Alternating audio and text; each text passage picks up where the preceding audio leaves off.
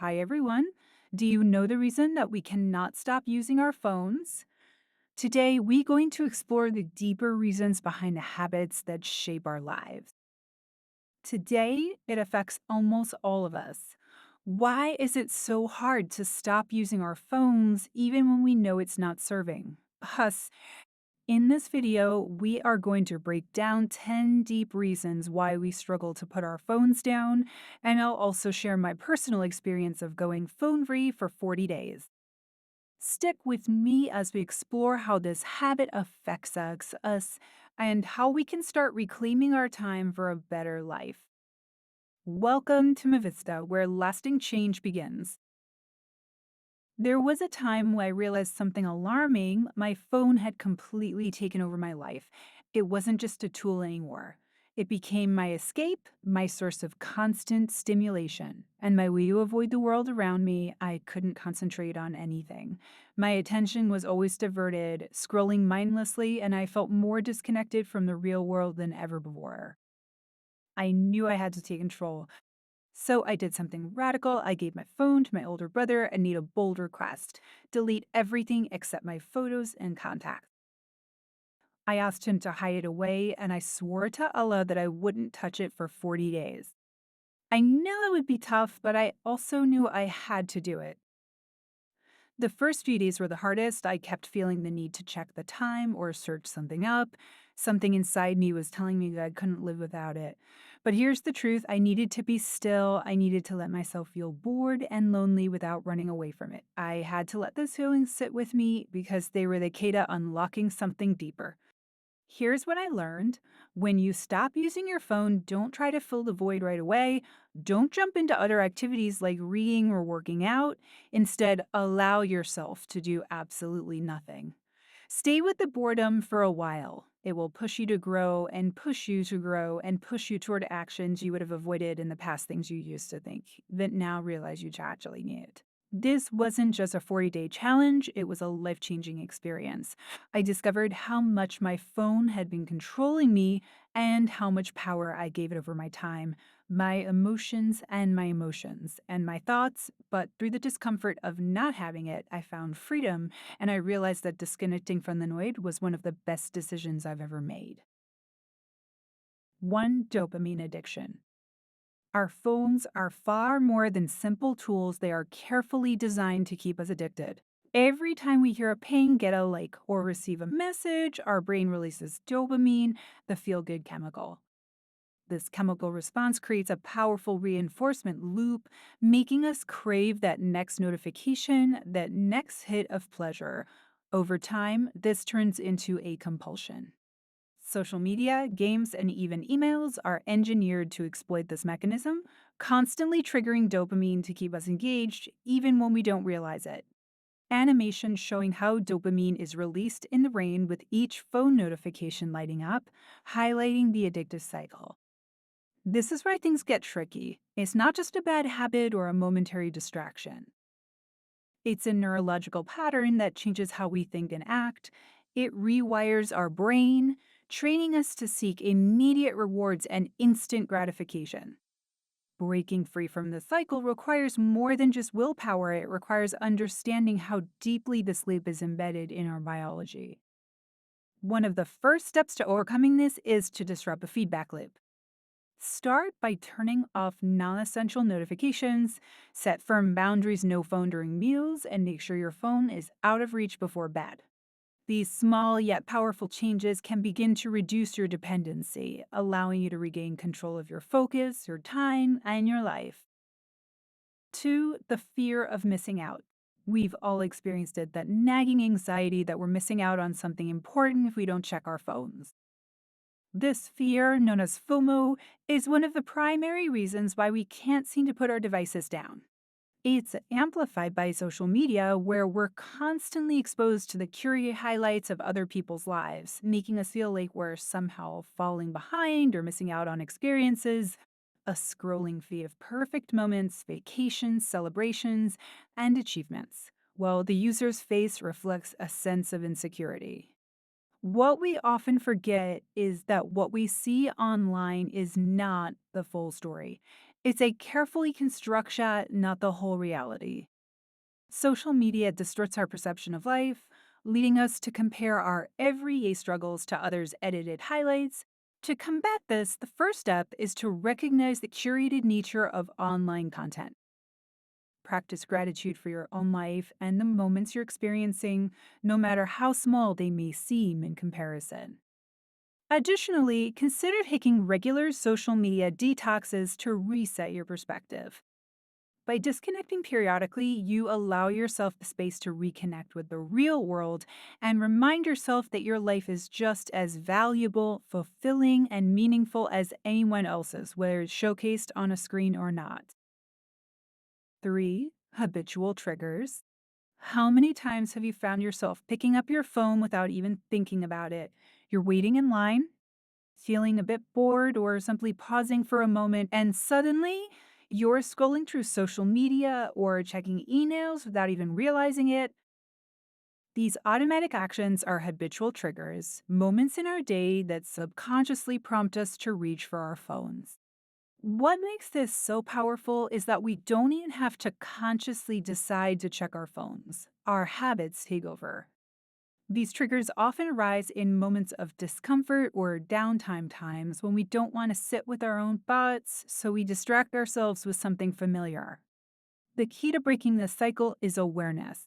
Start by paying attention to those moments. When do you reach for your phone without thinking? What's the trigger? Once you become aware of these automatic habits, you can begin to interrupt them. Replace the urge to scroll with something else, maybe reading a book, doodling, or simply allowing yourself to sit in stillness and be present with your thoughts. By doing this, you start to rewire your brain, creating new, healthier habits that don't rely on constant phone use. 4. Emotional dependence. For many of us, our phones have become more than just tools, they've turned into emotional crutches. We use them to escape feelings of boredom, loneliness, stress, or even anxiety. The constant stream of notifications and distractions offer temporary relief from uncomfortable emotions, giving us a false sense of connection or satisfaction. But relying on your phone to cope with emotions only masks the problem instead of addressing it at its core. The truth is, we often turn to our phones when we don't want to face what we're really feeling. The habit is comforting because it gives us an immediate, though fleeting, sense of control or connection. But this cycle prevents us from learning how to process and deal with our emotions in a healthy, constructive way. So, the next time you feel the familiar urge to reach for your phone, take a moment to pause and reflect, what am I really feeling right now? Are you bored, anxious, or perhaps seeking validation? Acknowledge the emotion and allow yourself to sit with it for a moment. Journaling, meditating, or simply talking to someone can be powerful alternatives to help you process those emotions in a healthier way. 5. Social pressures. Phones have woven themselves so deeply into our social fabric that not using one can feel like a form of social isolation. In a world where instant replies are expected and most interactions take place online, stepping away from your phone can trigger feelings of disconnection or even anxiety. The pressure to stay constantly available, to reply instantly, or to keep up with social media updates can be overwhelming. It creates a sense that if you're not on your phone, you're somehow falling behind or missing out on social connection. The reality, however, is that this pressure is not only exhausting, it's unsustainable. Our relationships and social lives are being redefined by a digital standard that doesn't always serve our well being. That's why it's essential to set clear boundaries and communicate them to those around you. Let your friends and family know that you're limiting your phone use, not out of neglect, but because you're prioritizing your mental and emotional health. Encourage face to face interactions where you can truly connect with others without the distractions of digital noise. In doing so, you not only regain control over your time, but also foster more meaningful present relationships that go beyond the superficiality of screens. 6. Work and productivity. Phones have become a double edged sword when it comes to work and productivity. While they make communication easier, they also blur the lines between professional and personal life. With emails, messages, and notifications constantly flooding in, it's difficult to truly disconnect. Many of us feel like we're always on, always available, and always responsible for responding no matter the time of day. This constant connectivity can lead to a feeling of never being able to fully unwind, leaving us drained and on the brink of burnout. The issue is that this 24/7 availability erodes our ability to focus and truly engage in the tasks that matter most. We become reactive instead of proactive, constantly shifting from one task to another without ever fully completing anything. To regain control over your productivity and well being, it's essential to set specific boundaries for checking work related messages. Designate certain times of the day to check emails or messages and stick to those times so you can carve out periods where you are fully off duty. Additionally, consider using apps or built in phone features to block distracting notifications during your focused work sessions. By taking control of your phone's impact on your work, you create the mental space needed to be both productive and rested. 7. Infinite content. The internet has created an endless sea of content, from YouTube videos to TikToks to news articles. This constant flow of information and entertainment can make it almost impossible to stop scrolling. There's always that one more thing, one more video, article, or post that convinces you to keep going. What starts as a quick break often turns into hours lost in an endless stream of content. The issue with this infinite scroll is that it traps us in a cycle of constant consumption. Our brains are wired to seek novelty and stimulation, and the endless options on our devices feed that need, making it harder and harder to walk away. Over time, this can leave us feeling mentally exhausted, unproductive, and disconnected from the present moment. A person scrolling endlessly on their phone, looking tired and overwhelmed. To break free from this cycle, it's important to set boundaries. Start by setting time limits for your apps or use a timer to remind yourself when it's time to stop. It can be helpful to choose quality over quantity when it comes to the content you consume. Instead of mindlessly scrolling, select content that truly enriches your life or interests. By making intentional choices about how you spend your time online, you regain control over your attention and prevent the endless scroll from taking over. 8. Lack of alternative. Often, we turn to our phones simply because we don't know what else to do. They've become our default go to for entertainment, connection, and even comfort. When we find ourselves with free time, it's so easy to pick up our phones to fill the silence or escape boredom.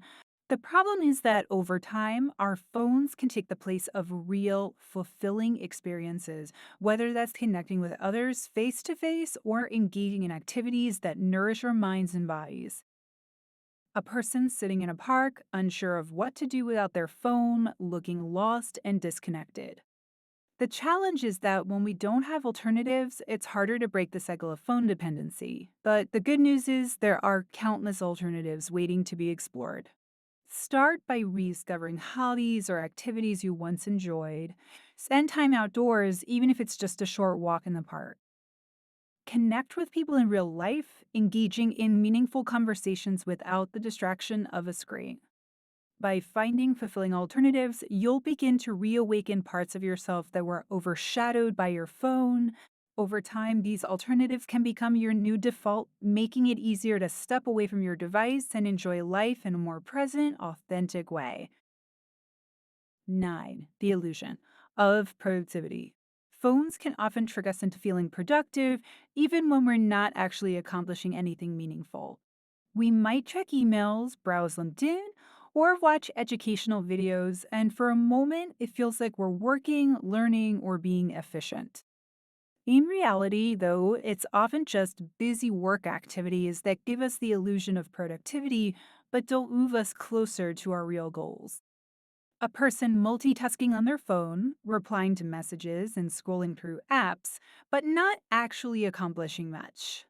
The danger of the solution is that we can spend hours feeling like we're being productive, only to realize at the end of the day that we've made little to no progress on our important task. To break this cycle, it's crucial to focus on real productivity. Use tools like to do lists, planners, or time blocking techniques to prioritize your most important tasks. Be intentional with how you use your phone, reserve it for specific productive purposes, and avoid getting caught in the trap of aimless browsing. By creating clear boundaries around your phone use, you can ensure that it serves your goals rather than distracting you from them. 10. Lack of self control. Overcoming phone addiction ultimately comes down to self control, and let's be honest, that's not easy. Willpower is like muscle, it gets stronger with practice, but it can also get depleted.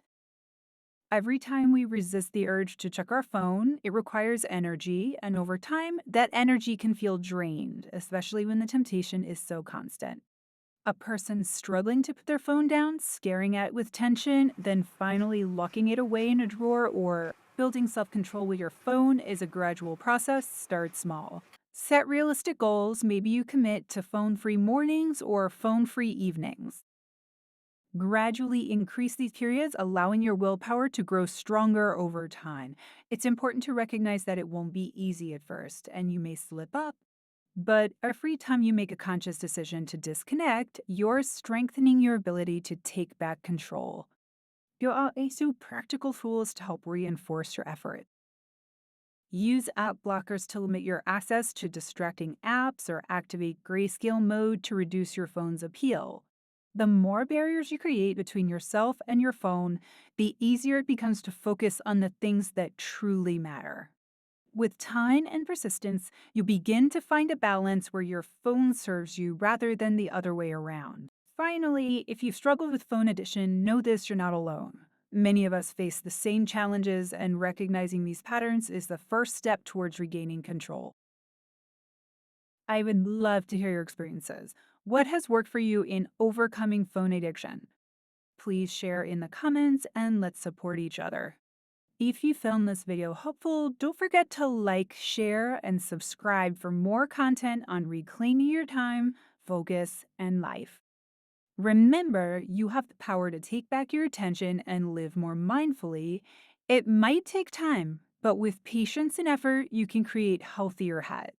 Until next time, take care of yourself and don't forget to take a break from your phone.